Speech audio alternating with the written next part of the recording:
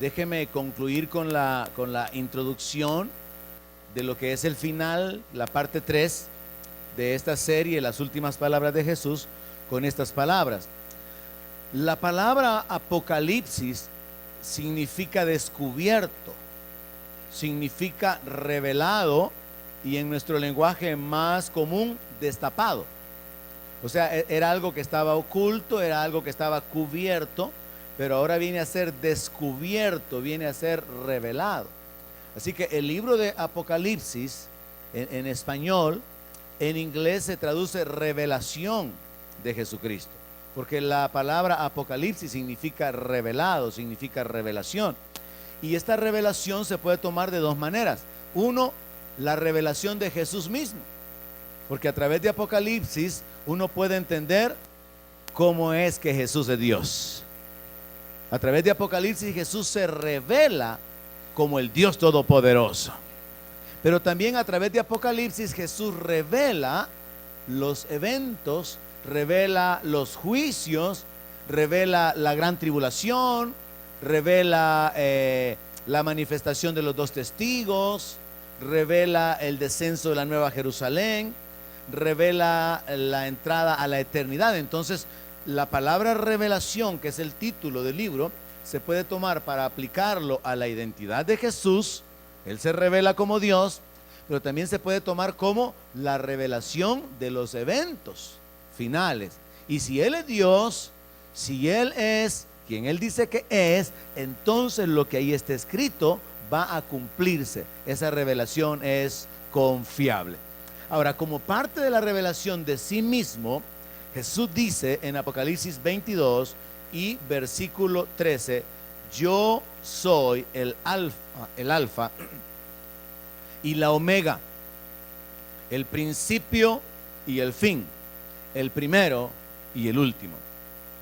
Si usted recuerda, el ministerio del Señor Jesucristo estuvo caracterizado porque cuando Él enseñaba, Él ocupaba parábolas, Él ocupaba figuras de la cultura, de la sociedad.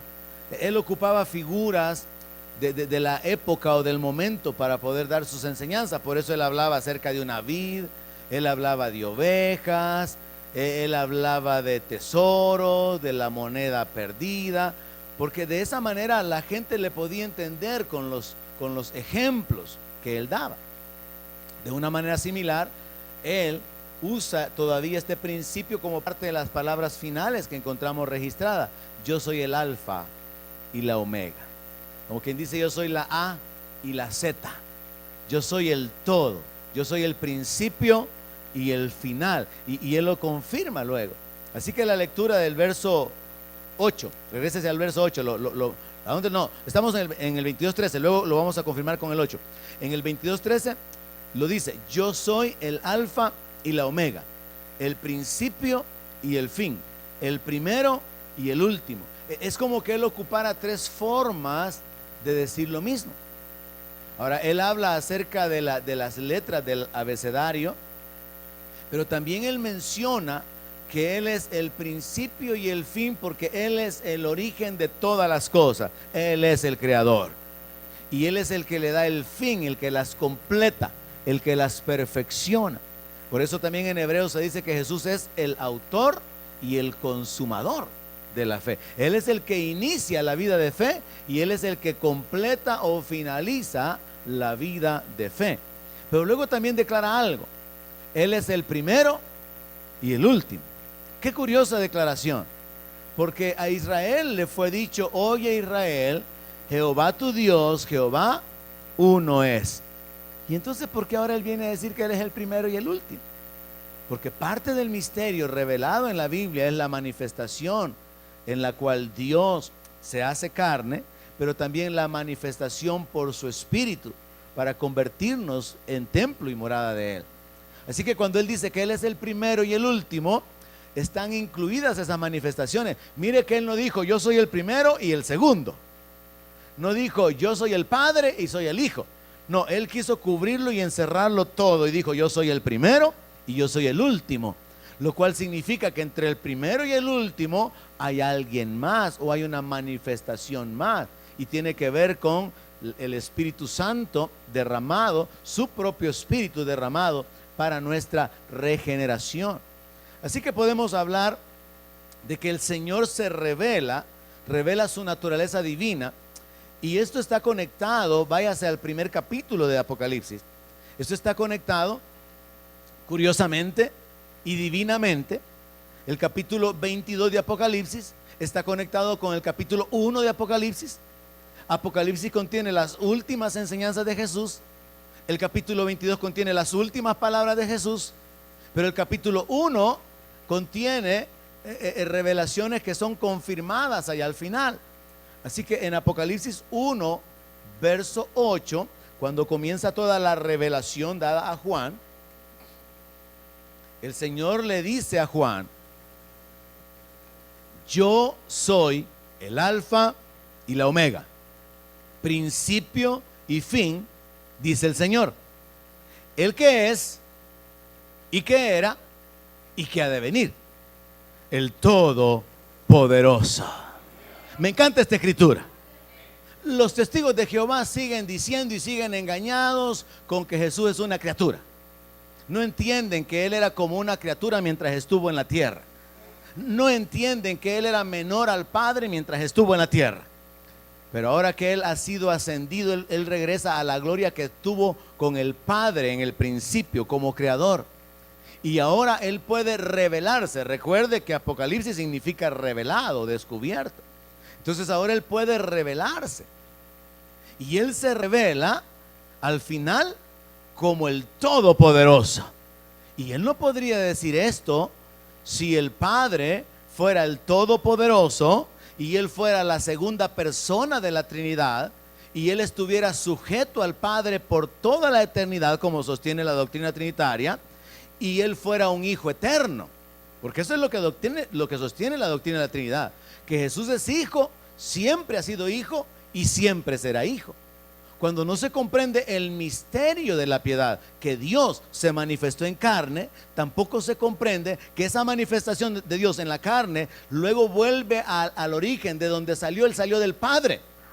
Y al volver a esa posición de gloria en la divinidad que le pertenece, Él ahora puede revelarse a Juan y decirle: Juan, yo soy el Todopoderoso. Y más adelante se profundiza para que se quede claro que se está hablando de Él cuando Él hace referencia a su muerte.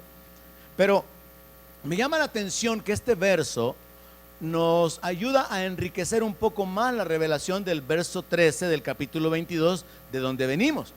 Y es que el Señor Jesús dijo esto: que Él es el que es y que era y que ha de venir. Ahora, si nos ubicamos en el tiempo en el cual Juan está recibiendo la revelación, siglo I, año 75, año 90, año 80, año 90, probablemente no se tiene una certeza, una exactitud, pero si nos ubicamos en ese momento, siglo I, Él está diciendo que Él es el que es. ¿Y quién es el que es? Es Jesús. Bajo ese contexto histórico o de tiempo, ¿quién es el que era? Jehová, el Dios revelado en el Antiguo Testamento. En ese contexto de el que es y el que ha de venir, ¿quién es el que ha de venir? El Verbo. Hay una conexión entre los tres, entre Jehová y Jesús y el Verbo. Por eso es que Él dijo: yo soy el primero y el último. Es como que Él diga: yo soy Jehová, el Padre, yo soy el Hijo, yo soy el Verbo, yo soy el que ha de venir. Así que Él está trayendo una revelación de su divinidad. Y más claramente se concreta cuando Él hace la declaración: el Todopoderoso, para que no quede ninguna duda. Pero a pesar de eso, como esta revelación, la cual se toca por el apóstol Pablo en Colosenses capítulo 2, verso 2, diciendo de que para poder entender esto se necesita alcanzar riquezas de pleno entendimiento. Esta revelación no puede ser comprendida a menos que el Espíritu Santo pueda aclarar el significado y pueda traer ese entendimiento a nuestra mente y a nuestro corazón. Jesús le dijo a Pedro que él era bienaventurado porque cuando le preguntó a Pedro, ¿quién dicen ustedes que soy yo? Pedro se adelantó y le dijo, tú eres el Cristo, el Hijo del Dios viviente. Y entonces Jesús le contestó, eres bienaventurado, le dijo, porque no te lo reveló, no te lo reveló Gamaliel, no te lo reveló ningún maestro, no te lo reveló ningún rabí, no te lo reveló ningún fariseo, sino mi Padre que está en los cielos. Entonces esto nos habla de la revelación dada por el Espíritu. Y por eso es bien importante, hermanos, entender, Dios se ha revelado en la palabra, pero es por el Espíritu Santo que la palabra nos es revelada. Así que hay que comenzar con la palabra y hay que depender de Dios a través de la oración para que el Espíritu nos revele, no solamente en este caso quién es Dios, sino también conocer la voluntad de Dios y conocer los tiempos y poder ya no caminar en ignorancia, sino caminar con entendimiento. Así que vemos que en Apocalipsis 1:8 el Señor está diciendo que Él es el Todopoderoso. Y valdría la pena si en algún momento usted pone los versos en orden y está listo, que usted tratara de salvar a un testigo de Jehová, demostrándole que Jesús es Dios. Porque ellos siguen diciendo que Él es una criatura. Incluso lo llaman el arquitecto supremo.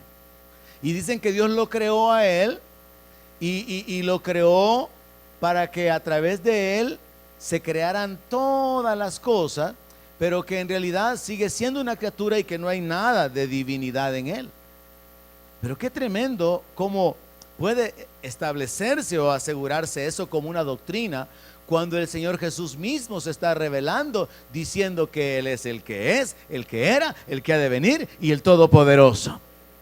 Ahora es comprensible que tanto los testigos de Jehová como personas naturales no regeneradas, personas religiosas, al igual que cualquier otra persona que no haya nacido de nuevo, es comprensible que no tengan la revelación, porque Jesús mismo comienza el Evangelio de Juan diciendo que a menos que se nazca de nuevo, no se puede ver en el reino. Así que es necesario nacer de nuevo para comprender las verdades espirituales. Incluso hasta con Israel, el Señor dice esto. Dice que cuando ellos se conviertan al Señor, el velo les va a ser quitado. Los judíos no se convierten al Señor, entonces permanecen cegados. Y no es un asunto de que se les quite el velo para que se conviertan, sino que Dios está esperando que se conviertan, que se arrepientan, que se acerquen a Él para revelarse a sus vidas. De igual manera con nosotros, Dios ahora, por causa de haber creído, de haberle aceptado, de haberle recibido, Él comienza a revelarnos su palabra. ¿Cuántos ya saben que saben algo de Biblia? No saben tanto como deberían, ¿verdad? Pero ya saben algo de Biblia. Y gloria a Dios por su misericordia. Ahora nosotros podemos saber entonces que la revelación de Jesús es que Él es el que es, Él es el que era y Él es el que ha de venir. Y que Él es el Todopoderoso. ¡Aleluya! Y para que esté más claro, en el verso 17 del capítulo 1, Juan extiende un poco más los detalles de su encuentro con el Señor. Y él escribió que cuando él lo vio, cayó como muerto a sus pies. Pero él puso su diestra sobre él y le dijo: no temas, yo soy el primero y el último. Y vuelve entonces a confirmar este asunto del primero y el último, para conectarlo con el Dios de Israel, con el Padre, para conectarlo con Emmanuel, Dios con nosotros, el Hijo, y para conectarse con el Verbo de Dios, que también es el Todopoderoso.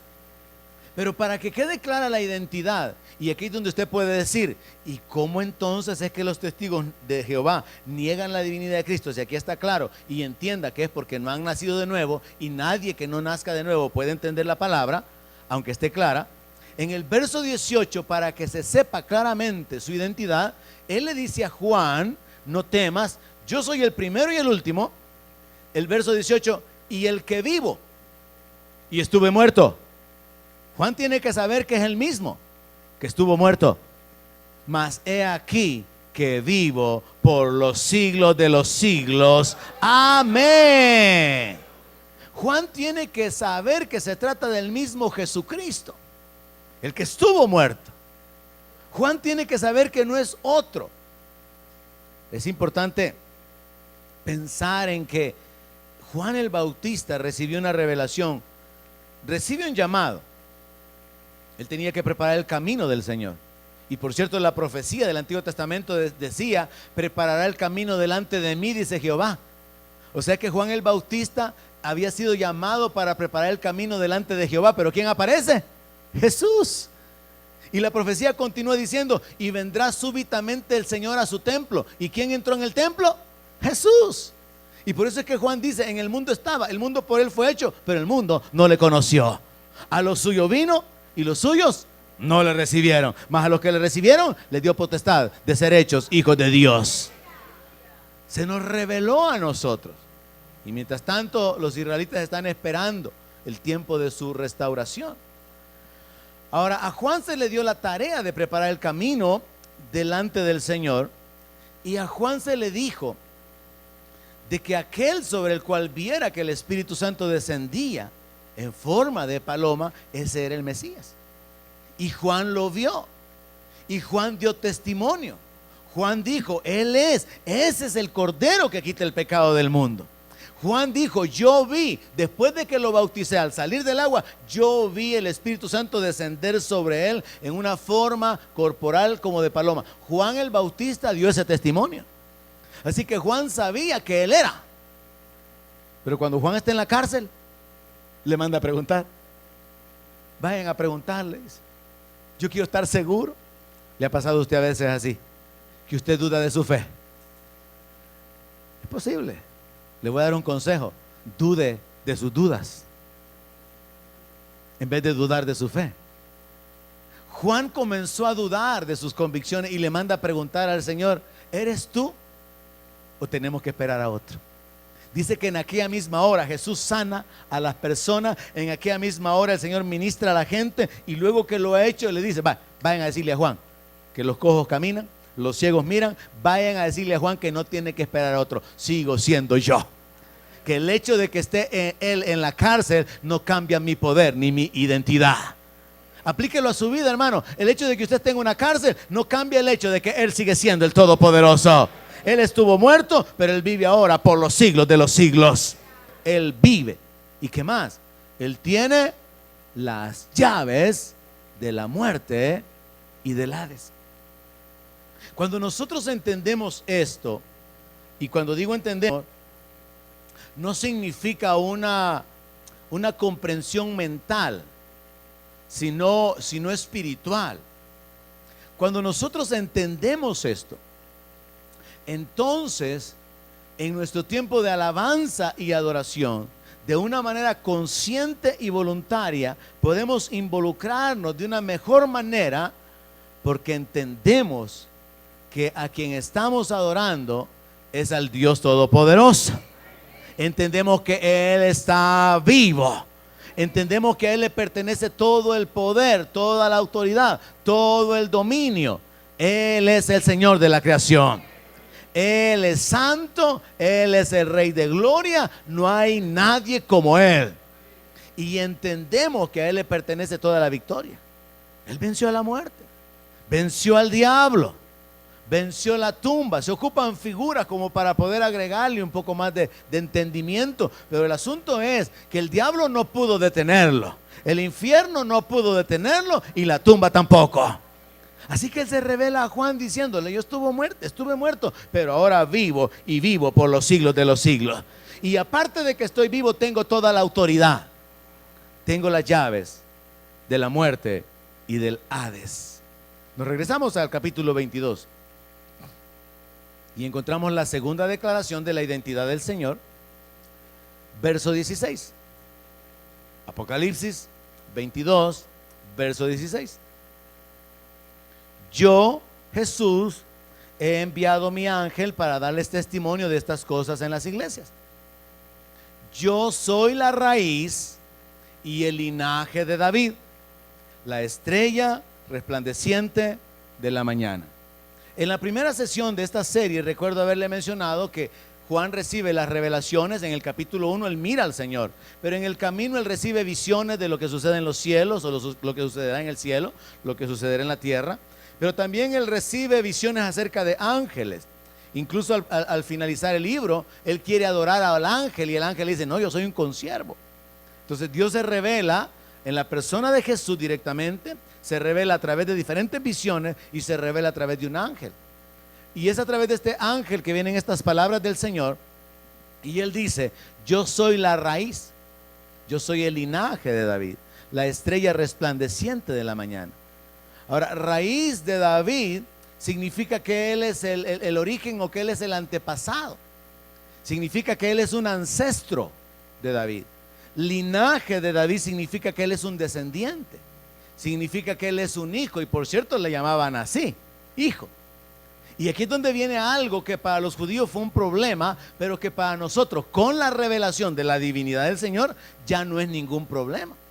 Los judíos estaban diciendo al Señor: no tienes ni 50 años, dice que tú vivías antes que Abraham. Y él dice: sí, antes que Abraham fuese, yo soy. ¿Por qué? Porque él estaba con Dios en el principio, porque él es Dios. Es lo que dice Juan: en el principio era el verbo era con Dios y el verbo era Dios. Pero los judíos están ahí pensando: no eres tan viejo y estás hablando de Abraham. Y él dice: antes de Abraham yo soy. Ahora, él está haciendo una declaración que para nosotros, al entender la divinidad, no es ningún problema, pero que para cualquier persona con una mente natural es un gran conflicto. Por ejemplo, Mateo 22, verso 42. Diciendo: ¿qué pensáis del Cristo? ¿De quién es hijo? Le dijeron: de David. Las profecías decían que iba a nacer un descendiente de David. Las profecías establecían que Dios iba a dar un hijo, un rey, descendiente de David. Así que era lógico pensar que la escritura establecía que el Cristo tenía que ser un descendiente de David. Verso 43, Jesús entonces les dice: pues como David en el espíritu le llama Señor, diciendo: dijo el Señor a mi Señor, siéntate a mi derecha hasta que ponga a tus enemigos por estrado de tus pies. Si David le llama Señor, ¿cómo es su hijo?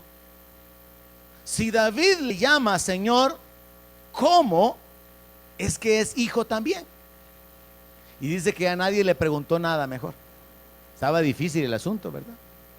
¿Cómo es que puede ser Señor de David y David lo invoca como Señor? Y aparte de eso, hermano, para colmo aparece otro Señor, porque dijo el Señor a mi Señor. Hay dos señores temporalmente. Y entonces la cosa se complica y los judíos no pudieron responderle, porque Jesús es Señor de David. Más fuerte el amén. Jesús es el Señor de David. Jesús es el Dios de David. Pero también Jesús es descendiente de David. Cuando Él se convierte en Emanuel, Él es descendiente de David. Y aunque Dios es el Padre, María pertenece al linaje de David. Y también José pertenecen a la tribu, son descendientes de la misma tribu. Ahora entonces, ellos no pudieron entender esto. Podemos establecer esta verdad. En lo natural, Jesús era hijo de David, pero en lo espiritual, Jesús es el Dios todopoderoso. Él era el Dios de David. Él era el Señor de David. Ahora, en Isaías capítulo 11:1 se encuentra la profecía con respecto al nacimiento del Mesías, del Cristo, como un descendiente de David. Incluso se hace referencia al padre de David. Saldrá una vara del tronco de Isaí, y un vástago retoñará de sus raíces, y reposará sobre él el espíritu de Jehová, espíritu de sabiduría y de inteligencia, espíritu de consejo y de poder, espíritu de conocimiento y de temor de Jehová. Así que en lo natural Jesús nace como un descendiente de David, y él tiene la unción del Padre. El Espíritu Santo está sobre él, y se dan estas diferentes manifestaciones. Isaías 11, verso 1 y verso 2. Pero también si nos regresamos a la última parte del texto que estamos viendo, de Apocalipsis 22, verso 16, Jesús no solamente dijo, yo soy la raíz y el linaje de David, sino que él también dijo, soy la estrella resplandeciente de la mañana. Ahora tenemos que irnos a Números 24, 17. Y ahí está la profecía. ¿Qué es lo que estamos cubriendo esta noche? La identidad del Señor Jesucristo. La revelación de la divinidad del Señor Jesucristo. Ojalá que usted tome notas, examine los versos para que usted pueda tener una clara concepción de por qué y cómo es que Jesús es Dios y se revela y se manifiesta como Dios. En Números 24, verso 17, se profetizó con respecto al nacimiento del Señor. Lo veré, mas no ahora. Lo miraré, mas no de cerca. Saldrá estrella de Jacob y se levantará cetro de Israel. Y herirá las sienes de Moab y destruirá a todos los hijos de Set. Las profecías están insertadas en el Antiguo Testamento de manera que muchas de ellas quedan con un sentido o con un significado oculto para la mayoría. Pero Dios por su Espíritu las fue revelando, las fue dando a los profetas, las fue dando a los apóstoles para dar el sentido correcto, y ahora continúa dándolas a los maestros, a los pastores, a los ministros del Evangelio, para poder transmitírselos a la iglesia, para que también la iglesia a su vez pueda transmitírselos a otras personas. Jesús se revela como la estrella resplandeciente de la mañana.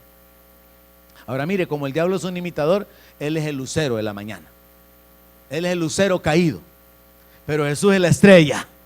Hay una diferencia entre la estrella y un lucero.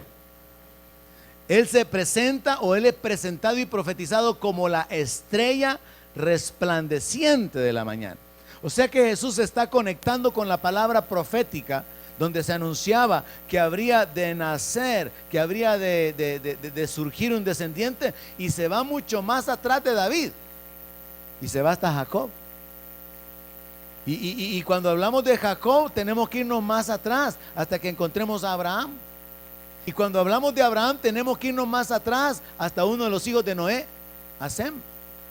Y cuando vamos más atrás tenemos que irnos allá cuando Dios dio a Set en lugar de Abel, a quien Caín mató.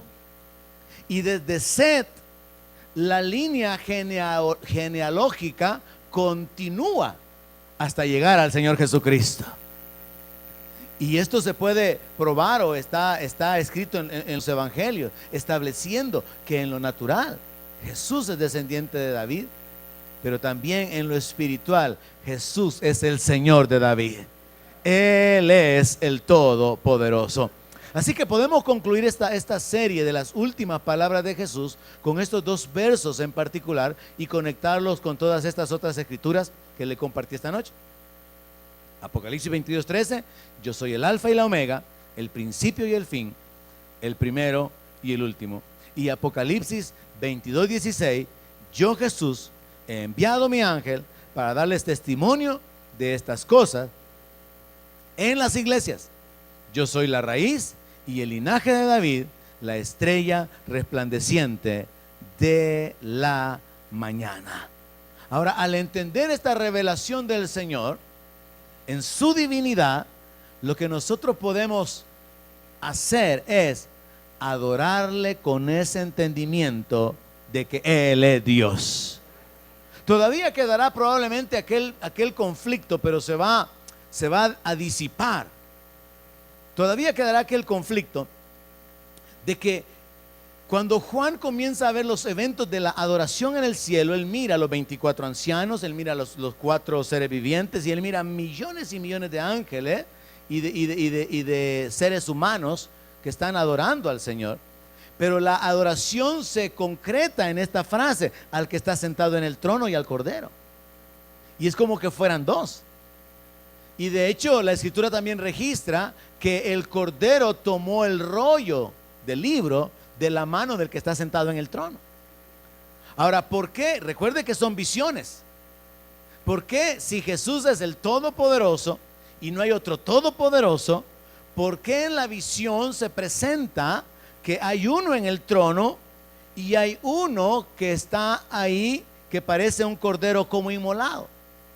La razón es que a través de la visión Dios quiere llamar la atención de los seres humanos particularmente hacia el entendimiento de que Dios no solamente es su Dios, su Señor, sino que también es su Redentor a través del Cordero. Y entonces podemos entender que aunque estaba escrito en el Antiguo Testamento que Dios no comparte su gloria con nadie, porque solo Él es Dios, Dios no comparte su gloria con María, Dios no comparte su gloria con ningún santo, Dios no comparte su gloria con nadie, como Dios sí la comparte con el Cordero. ¿Por qué? Porque Él es el Cordero, porque Él es Dios manifestado en la carne. Entonces la visión es dada para que la humanidad entienda que el que está sentado en el trono es el Dios Todopoderoso, y el que está sentado a la diestra del que está sentado en el trono, el Cordero, es el Dios Redentor, y que es a través del Dios que nos ha redimido en la manifestación o en la persona de Jesús como Cordero, que Dios se hace personal para nosotros.